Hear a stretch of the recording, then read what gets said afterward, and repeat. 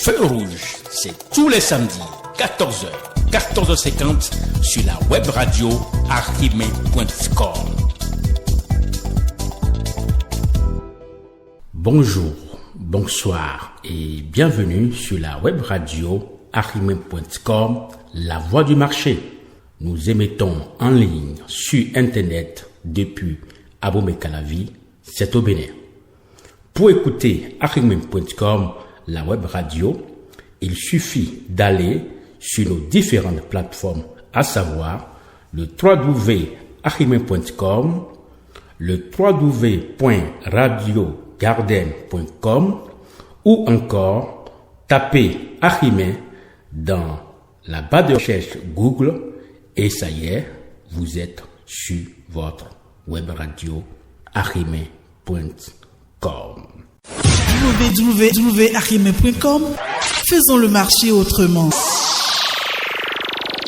Nous sommes dimanche 29 novembre 2020. 32 jours nous séparent donc de 2021. Vous êtes sur la chronique Feu rouge qui s'intéresse à la tournée nationale du chef de l'État dans les départements, précisément dans 54 villes du Bénin. Comme nous sommes à l'arrêt au feu rouge, cherchons à savoir ce qu'on entend par une tournée. Une tournée est un voyage. C'est un déplacement de caractère professionnel effectué par un fonctionnaire, un commerçant, un représentant selon un itinéraire bien déterminé. Par exemple, on parle tournée du facteur, on parle également d'une tournée électorale. Tel n'est pas le cas, c'est une tournée nationale qu'effectue le président Patrice Athanase Guillaume Talon. Entamé le 12 novembre 2020, le président Patrice Talon a entrepris une tournée nationale dans tous les départements et dans 54 communes du Bénin. Ce périple a pour objectif principal de rendre compte à ses citoyens des actions et réformes entreprises par le gouvernement depuis 2016, écrit-il donc sur sa page Facebook. Lors de ce déplacement, le président Patrice Talon s'est adressé à son peuple.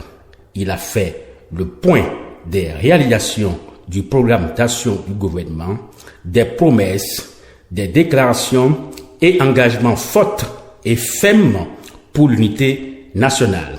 Le pardon et la réconciliation ont constitué donc l'essentiel des propos tenus par le premier des Béninois. Assavé, Tchaourou et Parakou, première étape de la tournée nationale du président de la République face aux événements de mai 2019, le chef de l'État dit ceci, morceau choisi. Pour mes petits frères qui ont mal agi sont pardonnés déjà.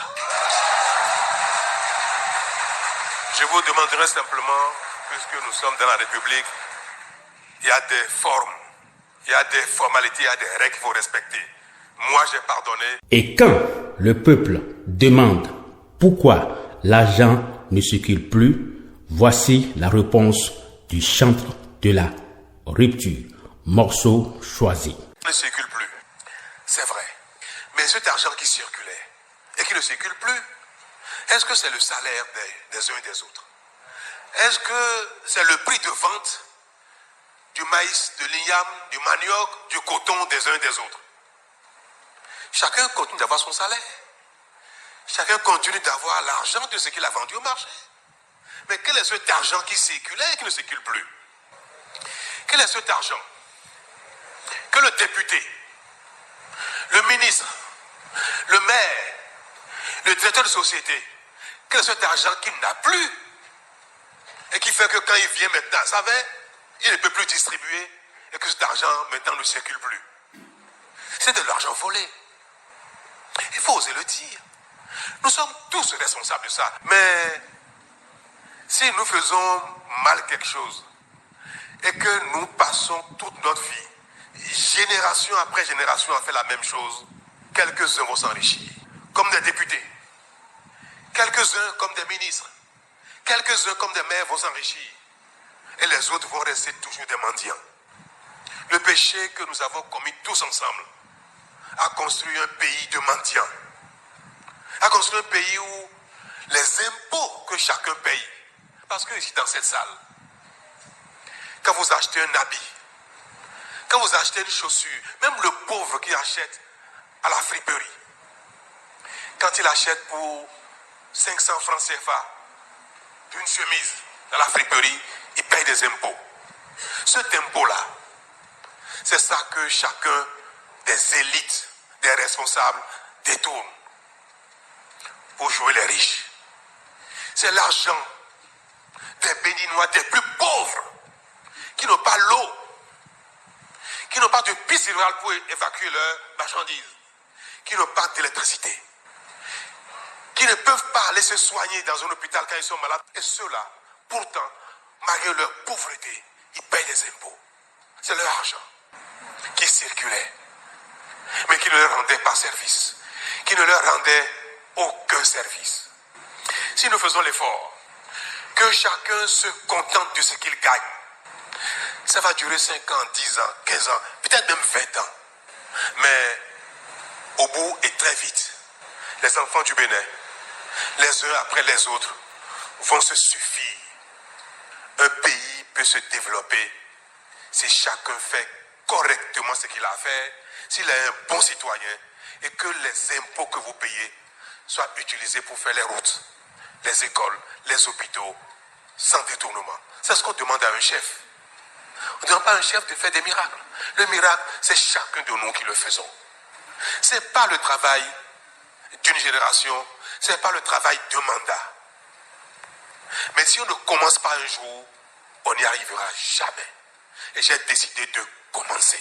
À Kalale, 20 km de la frontière du Nigeria, en voiture sur une route poussiéreuse, face à cette population et au plus jeune maire des 77 communes du Bénin, le chantre de la rupture a promis la réalisation de la route Niki-Kalale.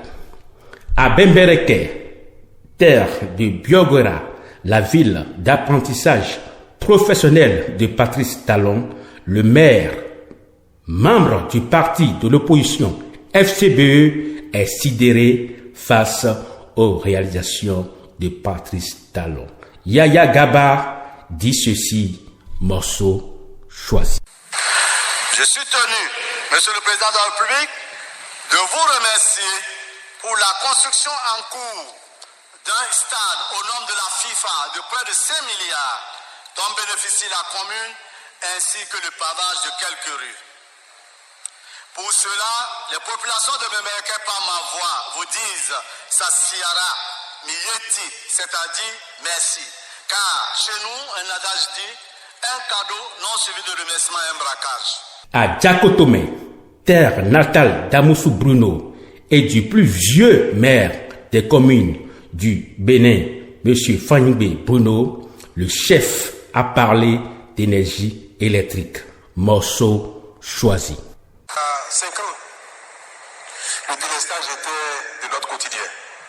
Nous ne produisons pratiquement plus d'énergie au Bénin, si ce n'est Nagoto pour le compte de nos deux pays. Mais l'essentiel venait du Nigeria ou du Ghana. En 2016, à notre arrivée, c'est près de 40 milliards que le Bénin devait au Nigeria, au Ghana, à la CEB. Aujourd'hui, le Bénin doit 0 francs.